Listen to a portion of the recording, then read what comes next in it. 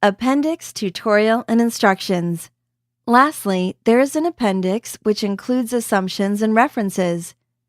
An appendix in a business plan is a section at the end that provides additional information on the topics explored in the contents of the plan. The assumptions are typically depreciation, income increase, cost of sales, and fixed expense increase, but can be varied depending on the specifics of the company. Also, in the appendix, there is typically detail on the equity ownership of the company and references for research used in the plan.